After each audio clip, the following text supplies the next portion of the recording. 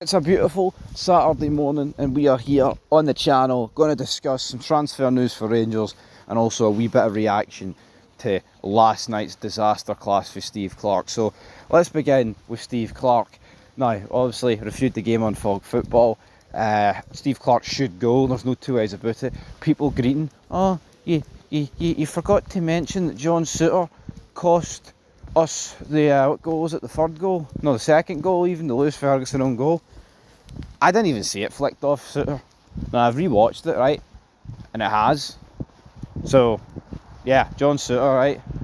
Oh, John Souttar cost us a goal, did he? Haha. I mean, imagine that's the takeaway for the game. I mean, some people are just so obsessed with Rangers players playing for Scotland that they actually are just fucking blinded. You know? I mean, see if I was being bitter. Kieran Tierney put it an Iceland cross out and it led to their third goal. Actually, not their third goal. It was the Souttar goal. The Souttar, not the Souttar goal, but the goal that cost Souttar. The OG allegedly. So yeah, that was it. Because I was sitting there thinking, I was like, hold on, their third goal was a cross into the box. But no, I wouldn't do that. I thought Tierney was one of the better players, even though I thought the whole team were absolutely ranked rotten. But John Souttar stepped up the task with a goal of his own. Because guess what? Nobody else was capable of doing anything because of crap. George Hurst, there's just nothing about him. You know, I mean, he missed a 5-yard header. He had a shot that was tipped over for a corner, which we did score from, so fair play George Hurst. And then he did score an offside goal after McTominay's shot, but I'm not telling you anything you don't already know here. Steve Clarke needs to go, folks, right? That's it. He does, and there's no chance of us getting to the World Cup. You know, there really ain't, and it would be the first summer since 2018 that we've not been to a tournament. Obviously, of course, the Qatar World Cup took place in the winter, so it didn't really hit as bad, I don't think, that one, personally. But yeah, a lot of years since we've missed out on a tournament in the summer, so hopefully we can get to the World Cup, but we're not, man. I'd say it's practically impossible that we're getting to the World Cup because Steve Clarke is a fanny. Because it's a unique situation. Normally, people want a bunch of new players in, and they also want the manager replaced. I get it, it's different at the national level, right? But you can still bring players in and get rid of dead wood, shit like that. But in this situation, no one's really faulting the squad, they're faulting the manager. And I know Steve Clarke doesn't exactly like Rangers, and I'm not going to be bitter about that, right? Steve Clarke does well, I praise him. When he does shite, I bury him. And the fact is, nobody is praising him. Everybody, there's no one defending him. Everybody wants Steve Clarke out. You know, thanks to the two tournaments, the best time to leave was last summer after that disaster of a game against Hungary. But no, he stayed. So, is what it is. That's the last I'll talk about Steve Clarke here on this channel. Hopefully for the next few days at least. We'll see what happens against Liechtenstein, but aye. Anyway, that's for Monday. This is Saturday. Let's talk about Conor Coady. Conor Coady linked with a move to Rangers. Obviously yesterday talked about Russell Martin's interview a wee bit. Tab staying pretty much. He's important, he's fantastic.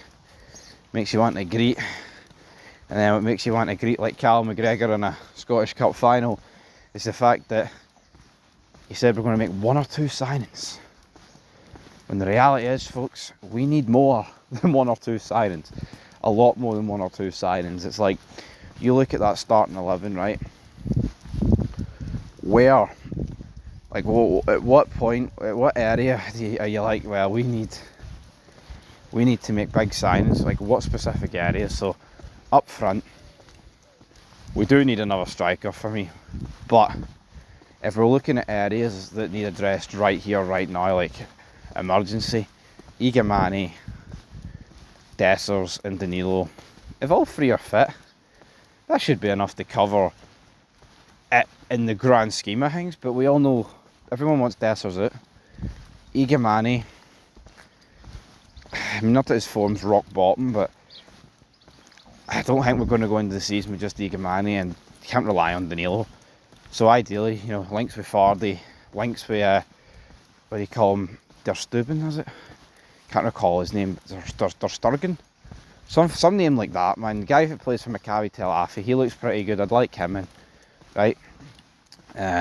But for whatever reason, I don't think we're going to sign a striker. I don't view that as one of the emergency bits. Right mid, well, we don't have a right mid, so I would say that is emergency. Right back, well, James Tavernier's ranked rotten, but again, Russell Martin, everything he says points towards James Tavernier staying, so that's what it is. Left wing, yeah, we've got people like Matondo, Cortez. I mean, the bottom of the fucking barrel. I mean, at least with Cortez, it's a complete unknown because guy's never fit. But let's be honest, man. Apart from a goal against Hearts and a decent appearance against Ayr, this guy's been ranked rotten. Done nothing. Like that's the reality, man. Done absolutely nothing. A creative midfielder, a number 10, crying out for one, or two, or three. Centre mid, no real issues, we'll move on. Left back, well, Yilmaz ain't sold yet, and Jefty's still there, so it's not like you can make the case that that is the part of the pitch where we absolutely need somebody. Centre back, we're losing Proper, and we're losing Balogun. Well, Balogun's away. The rest of the guys are young, and Suter can be very injury prone. And then goalkeeping position, Butland's no good enough, and Liam Kelly. I mean, I don't think if Liam Kelly was our starting goalkeeper going into like next season, it would be a disaster, but you would feel the need to improve. Point is, there's only one area of the pitch for me that doesn't need improved, and it's centre mid. I think with Raskin, Diamonde, Lyle Cameron, Bailey Rice, and Conor Barron, like, yeah, you always want more, but that is the one area of the pitch I feel like you don't need to sign anybody. But again, you'd still take a wee bit more, wouldn't you? But every other area of the pitch, man. We need wingers, we need strikers, we need creative midfielders, we need full-backs, we need centre-backs, and we need goalkeepers. And we're going to rock up with one or two. See, we looked at last season, man, it's like, oh, if we start this season with him and that guy and this and, oh. I mean, I'm pretty, like, see early on last season, the only new signing that was in the 11 was Conor Barron. And he was a free signing. So, I mean, what much more can you do with it? So, if Conor Coady's coming in, I think it would be a very good signing, I do. But again, what, you only need one more signing. We need a bunch more, man. Matondo and Cortez will literally miss about 6 months of the season, and they're no good enough when they're fit. You know, it's not like, oh, but when they're fit, they'll win every game for you single-handedly. No, they're not that good. You know what I mean? They're really not. So, Conor Coady, though, where was he last season? I'm literally just walking here. Don't have a clue where he... I think he was on loan at Leicester. I don't know. Point is, he's a decent defender, man. You know, I don't think he's one of these guys that's, oh, English Championship level, won't be able to deal with it up here. A lot of years at Wolves, a lot of years at Everton, etc. Good defender. Good defender. I'd take him. And hopefully we can get him. As for the rest of the team, we need more than one or two. I mean, Martin said one or two for the Champions League qualifiers.